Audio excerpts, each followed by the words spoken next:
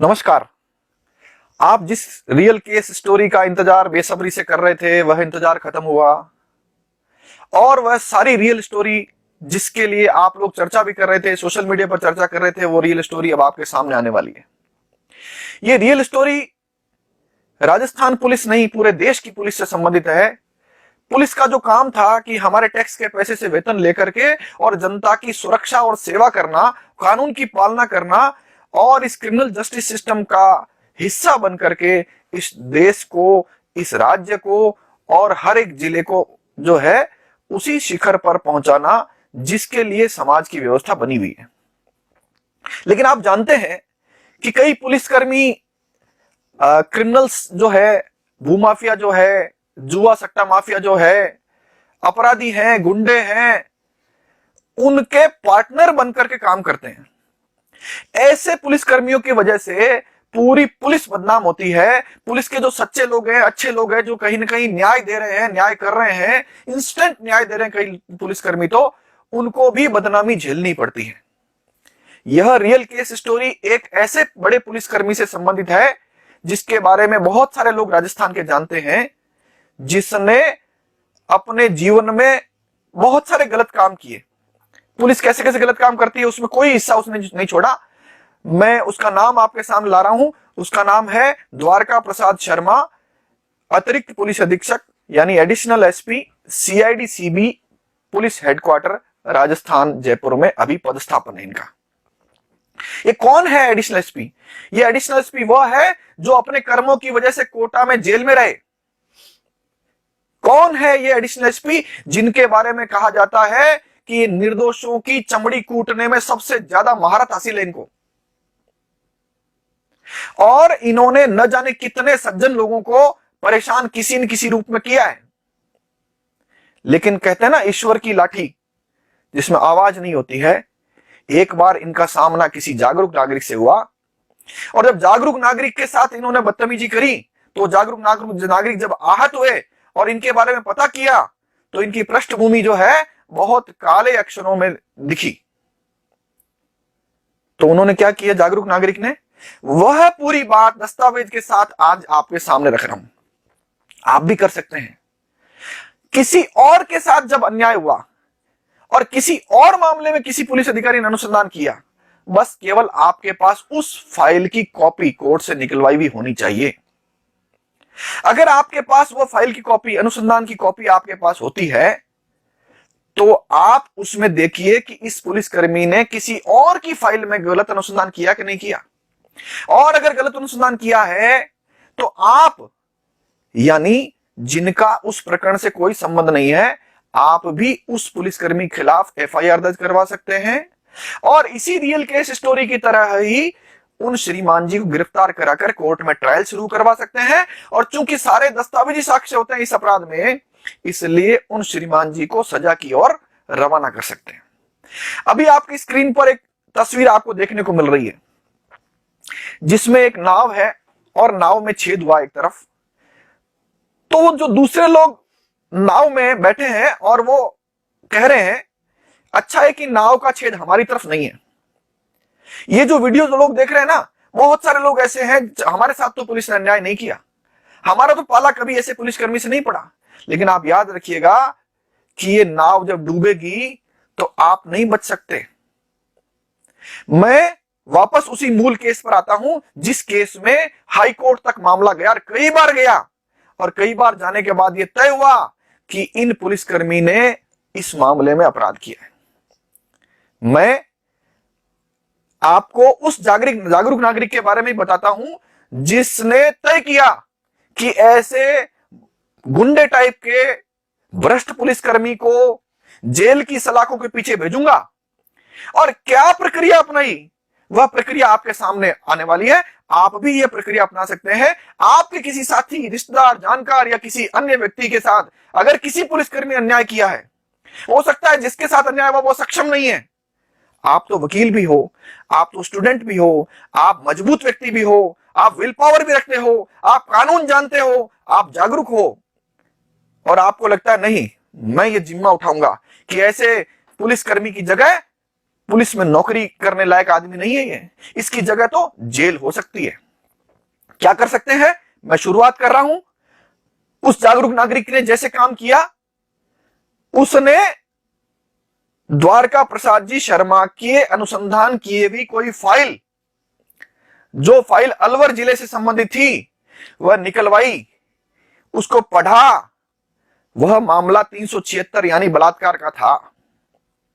एक लड़की ने किसी खिलाफ बलात्कार का मुकदमा दर्ज कराया, द्वारका प्रसाद जी ने उस मामले में एफआईआर लगा दी। उस फाइल को उस जागरूक नागरिक ने निकलवाई और निकलवा कर उसमें देखा क्या अपराध घटा है।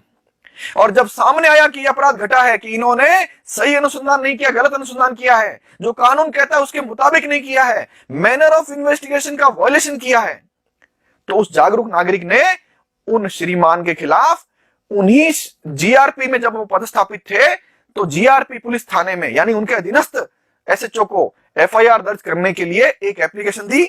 वह एप्लीकेशन जो है वो आप देखेंगे तो ये पहला पेज नंबर उसका ही आता है।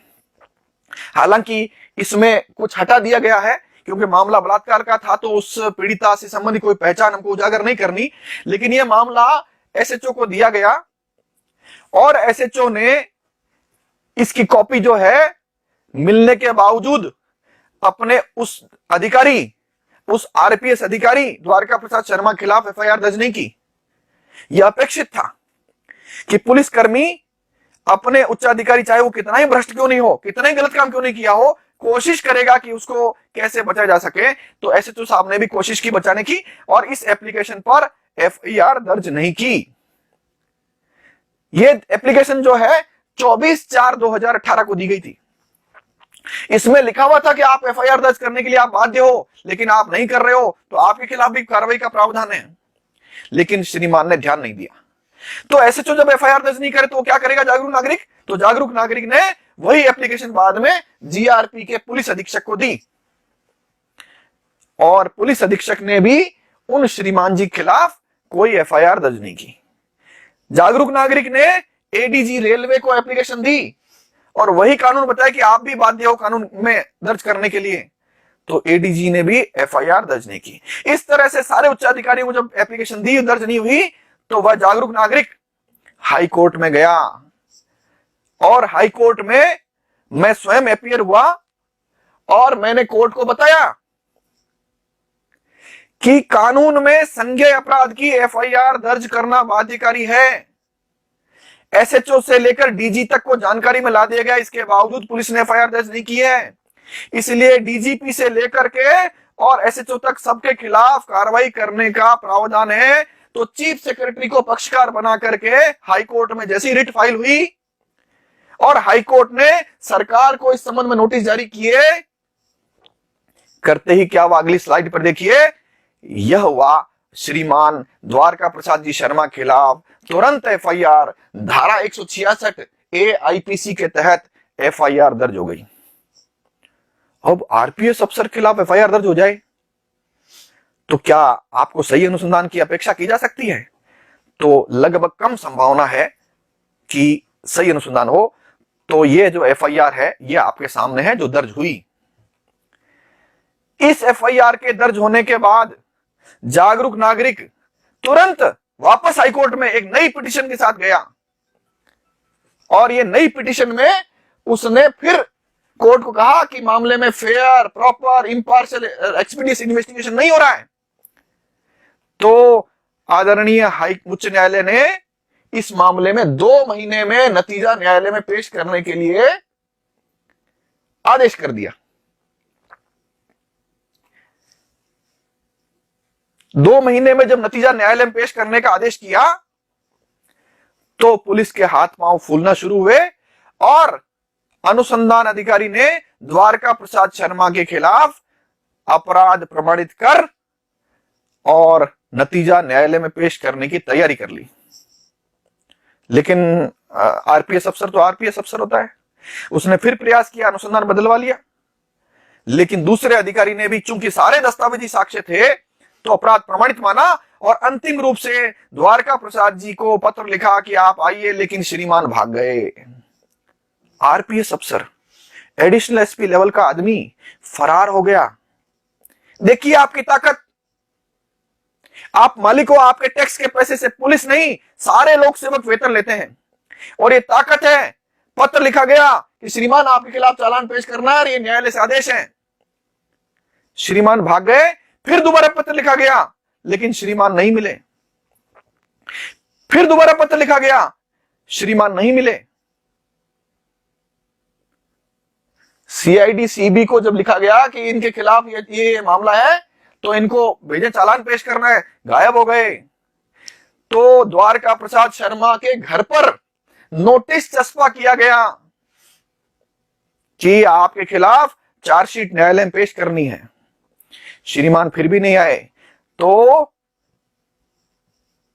जीआरपी की एक आईपीएस अफसर ने एक एप्लीकेशन कोर्ट में लगाई और ये कहा उस एप्लीकेशन में कि द्वारका प्रसाद शर्मा गायब हो गया है, मिल नहीं रहा है, इसलिए इनका नतीजा पेश नहीं किया जा पाया है, तो थोड़ा सा समय और दीजिए। ये एप्लीकेशन जिस पर उनको समय नहीं मिला और यह एफिडेविट के साथ पेश किया गया था। और किसने एफिडेविट दिया? वो जो ऑफिसर थी उसने यह एफिडेविट दिया कि वह गायब हो गया है। ये एक आईपीएस अफसर है जिसने एफिडेविट दिया हाईकोर्ट में। और एफिडेविट के बाद एक खबर छपी, आपने भी कभी न कभी पढ़ी होगी, भास्कर, दैनिक भास्कर में, जिसमें एडिशनल एसपी ये है जो फरार हो गए थे और ये आईपीएस अफसर है जिसने हाईकोर्ट में एफिडेविट पेश किया कि ये फरार हो गए हैं। तो मुझे लगता है आपको नागरिक यानी मालिक यानी जिनके टैक्स के पैसे से वेतन लेते हैं उनकी ताकत समझ में आई होगी। साथियों, अभी लड़ाई खत्म नहीं हुई थी, क्योंकि एक सामान्य नागरिक का एक बड़े पुलिस अफसर से मुकाबला हो रहा था।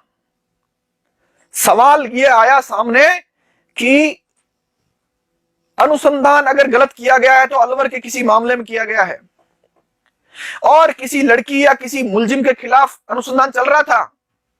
यह जागरूक नागरिक कौन होता है?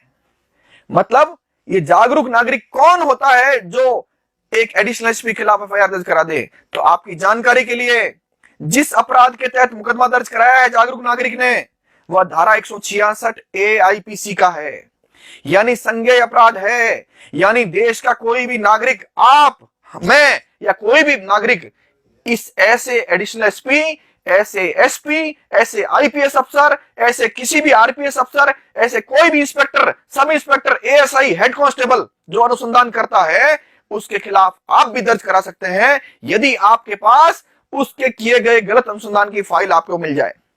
फाइल कहां से मिलेगी? तो उस अफसर का जहां पदस्थापन है और वह नतीजा जिन न्यायालय में पेश करता है, न्यायालय में जाइए, उसके अनुसंधान की भी फाइलों को देखिए। और उसमें मैं दावे से कहता हूं, राजस्थान में आज भी 99% पुलिस कर्मियों को अनुसंधान करना नहीं आता है। यानी इस अपराध में राजस्थान के 99% पुलिसकर्मी जेल जा सकते हैं।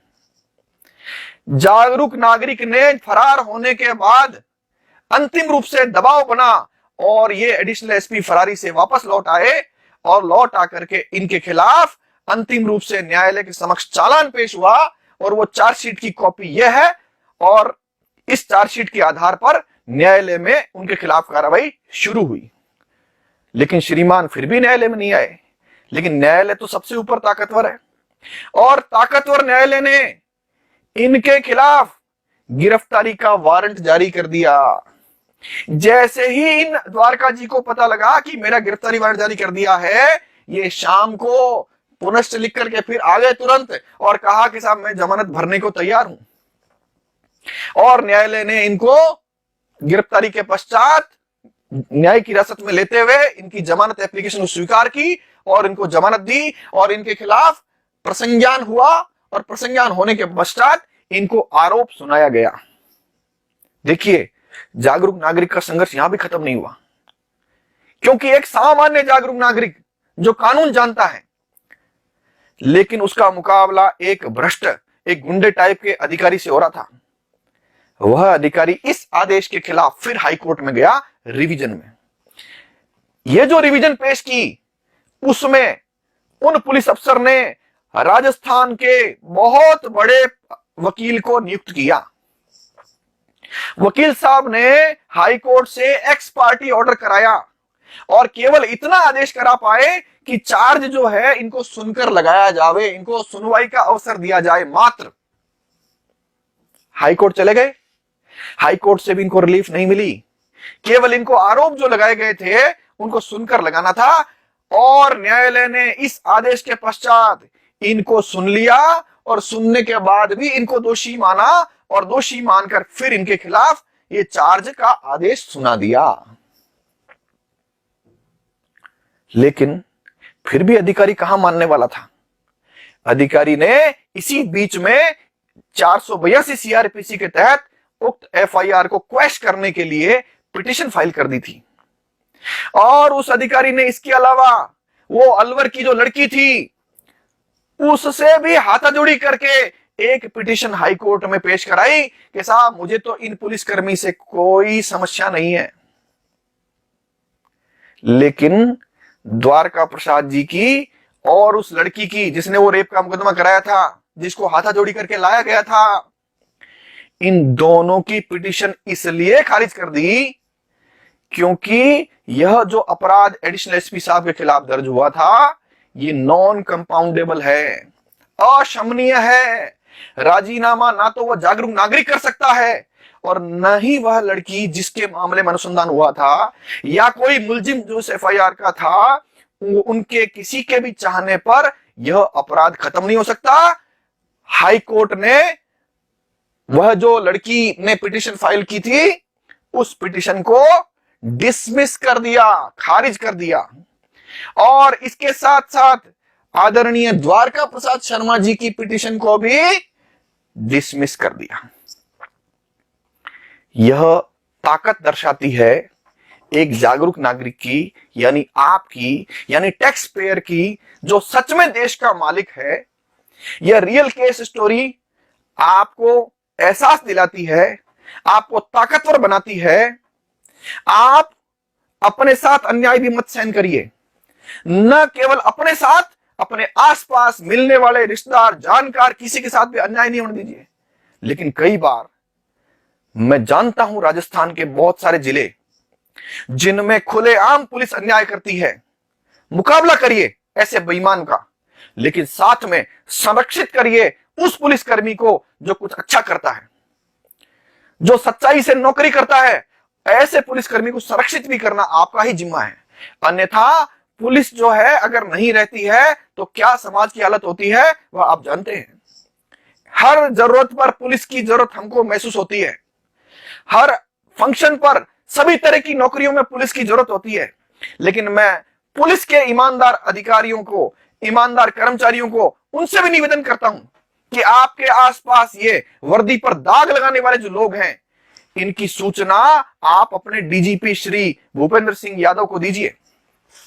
उन्होंने मुझे ही आश्वस्त नहीं किया है, अनेकानेक लोगों को आश्वस्त किया है कि अगर ऐसे बेईमान पुलिसकर्मी की जानकारी मेरे पास आती है तो न केवल उनके खिलाफ कार्रवाई करूंगा, मैं उनको नौकरी से बर्खास्त भी करूंगा। अगर डीजीपी की मंशा के अनुसार काम हुआ और राजस्थान नहीं देश के लोग यानी आप, मैं और सारे लोग जागरूक हुए तो ऐसे अन्याय करने वाले लोग या तो घर चले जाएंगे या रिटायरमेंट ले लेंगे और जो सच्चे नागरिक हैं, सच्चे लोग हैं, जो कंपटीशन देकर के ईमानदारी से पुलिस में आना चाहते हैं, वह आकर देश की जिस सेवा के लिए पुलिस में आए थे वह सेवा करेंगे। इसी अपेक्षा के साथ यह रियल केस स्टोरी आपके सामने मैंने रखी है। मैंने प्रयास किया है आपके अंदर की ताकत को जगाने का और इस ताकत के माध्यम से हिंद की जय करने का। और यह हिंद की जय आप, हम और प्रत्येक नागरिक मिलकर कर सकते हैं। मैं ऐसे जागरूक नागरिक यानी लीगल माइंड्स जिनका किसी देश के काम में योगदान है, उन सभी लोगों को संगठित होने का आह्वान इस रियल केस स्टोरी को बताने के माध्यम से करूंगा। और ये जो लोग हैं, ये लीगल माइंड्स होंगे, यह इस देश में अपने अधिकारों का उपयोग करेंगे लेकिन साथ में कर्तव्यों की पालना करेंगे। अगर ऐसा मैं कर पाया, ऐसा आप और हम मिलकर कर पाए तो हिंद की जय होना तय है, कोई रोक नहीं सकता। आपने मुझे बड़े धैर्यपूर्वक सुना और इस सुनने के माध्यम से आप अनेकानेक लोगों को जो जागरूक कर रहे हैं या जागरूक करेंगे, इस पूरे पुण्य के काम में, इस यज्ञ में आहुति जो आप दे रहे हैं, इसके लिए मैं आपको कोटि कोटि धन्यवाद देता हूं और इस धन्यवाद के माध्यम से यह आह्वान करता हूं, आओ आप और हम मिलकर हिंद की जय करें। जय हिंद, जय भारत।